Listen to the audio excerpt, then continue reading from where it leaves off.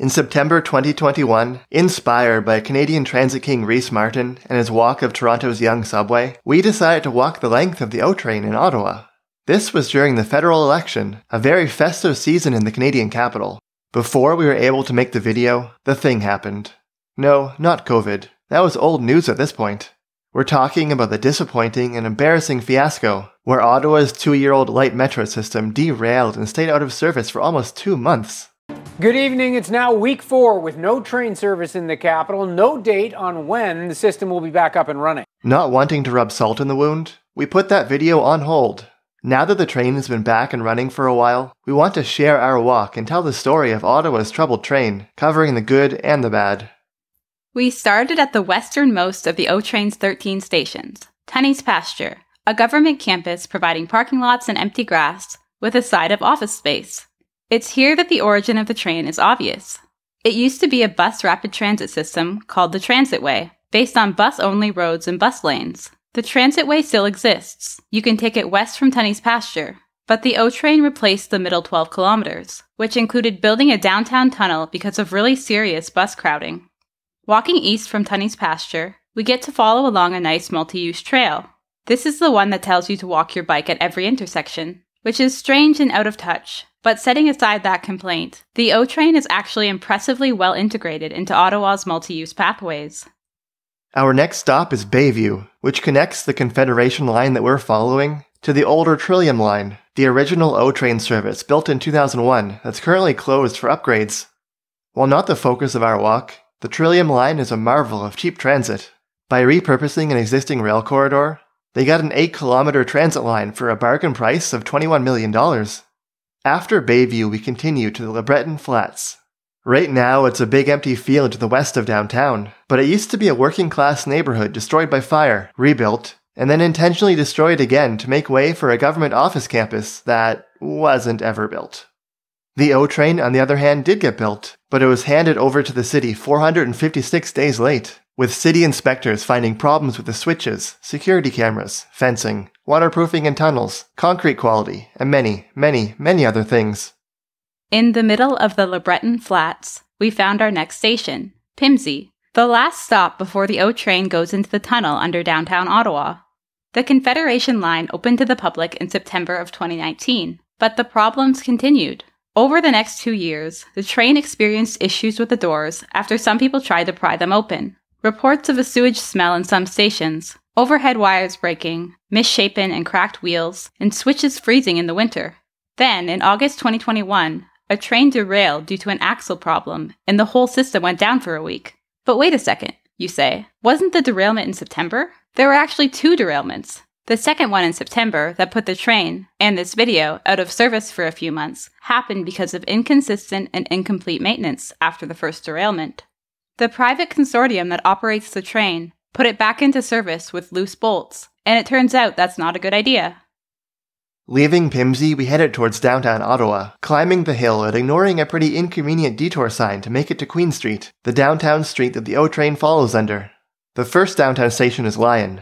It looks like it's pronounced Lyon, like the city in France, but it's actually pronounced Lyon, like in William Lyon Mackenzie King, 10th Prime Minister of Canada. Except that it's not actually named after him, it's named after a lion. Wait, no. It's named after the much lesser-known Robert Lyon, Mayor of Ottawa in 1867. Continuing down Queen Street, we find the second downtown station, Parliament, although no one's quite sure what it's named after. What makes the derailment and technical issues so frustrating is that the O train is actually really nice. While it uses light rail vehicles, this isn't a streetcar or tram that shares the road with cars. It's fully grade separated, like a metro or subway. It has trains running every 5 minutes for most of the day, and a capacity of more than 10,000 passengers per direction per hour, roughly comparable to a 10-lane highway. Obviously, though, none of this matters if the train isn't actually in service, and it's clear that this whole debacle has shaken the image of public transit in Ottawa. You hear lots of stories about people getting frustrated enough that they buy a car, which is sad because this isn't a problem with public transit in general. It's a problem with how this particular project was built and managed by a particular private consortium. But tell that to someone who needs to get to work or an appointment and is packed onto a crowded shuttle bus that takes twice the time. And suddenly it feels irrelevant that most other cities have trains that work.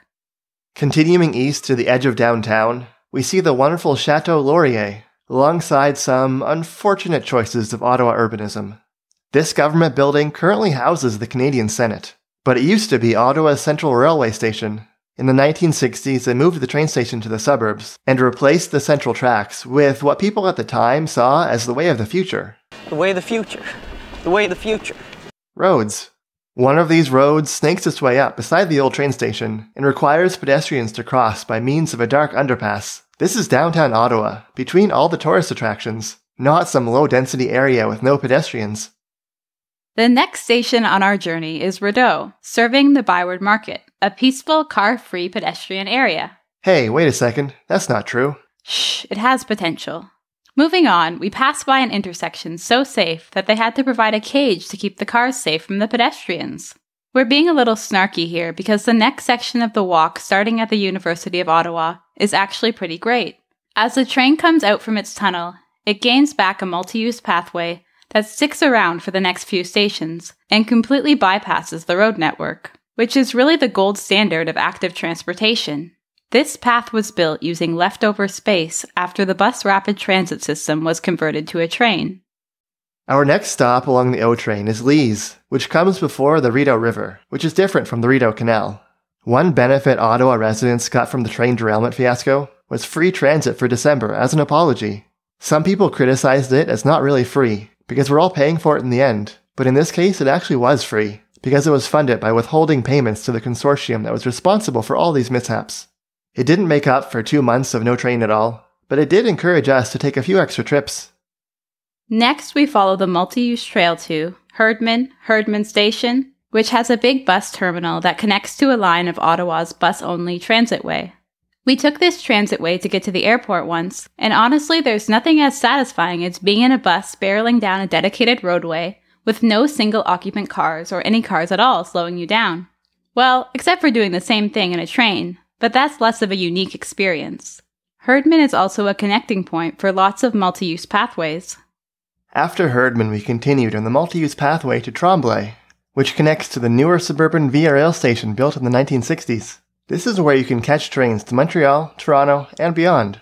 While it's not quite as central as the old downtown station that we mentioned before, this suburban station is still pretty accessible, being only 10 minutes from downtown on the O train. And removing the train tracks from the Rideau Canal opened up the space to the very nice multi-use pathways of today. After Tremblay, we followed some sidewalks and a tunnel under Highway 417 to get to St. Laurent Station, which connects to a big mall and has a major bus terminal where we once caught a bus to Toronto. This is where our journey gets more suburban. It doesn't feel like they expected anyone to actually walk east from the mall here. Once we get to our next station, Searville, things get better with some decent multi-use pathways, although it's not very direct due to taking a big detour to get around a highway. One aspect of the O train that we appreciate is that it uses Presto fare cards, the same as in Toronto. Unfortunately, Ottawa's transit is kind of expensive. It has the highest fares of any transit system with urban rail in Canada, and it has the second most expensive monthly pass. People often debate between the goals of free transit and better service, and we mostly fall on the side of better service. But getting fares closer to $3 than $4 also seems like a reasonable goal. We end our walk at the current eastern terminus of the O train, Blair, which is also attached to a big mall. It's kind of unfortunate that following the old bus roads means the O train isn't as close to as many homes as it could have been under a different alignment, especially in the east, but also the west. But at the same time, reusing old infrastructure to get more transit for the same amount of money is a strategy we can appreciate. So that's our experience with the O train.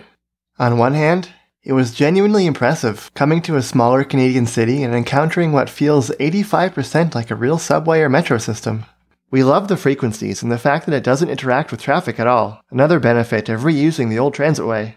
On the other hand, it's embarrassing when you have people visit, and you have to tell them, yeah, we have a train, no, it's not currently in service. Fortunately, the future is looking pretty bright. When you include Line 1, which we walked, as well as Line 2, the O train system is currently about 20 kilometers long. Another 43 kilometers is currently under construction, and due for completion in the next few years. A further 28 kilometers have also been proposed. We're not sure there's any overarching simple explanation for why this one system has had so many problems, but there is a public inquiry underway that will hopefully shed some light by the end of the summer. And we have to assume that these problems were temporary growing pains of a new system. Fingers crossed. Thanks for watching through to the end of the video. A special thanks goes out to our supporters on Patreon. Don't forget to share Reese Martin's passion for transit and subscribe.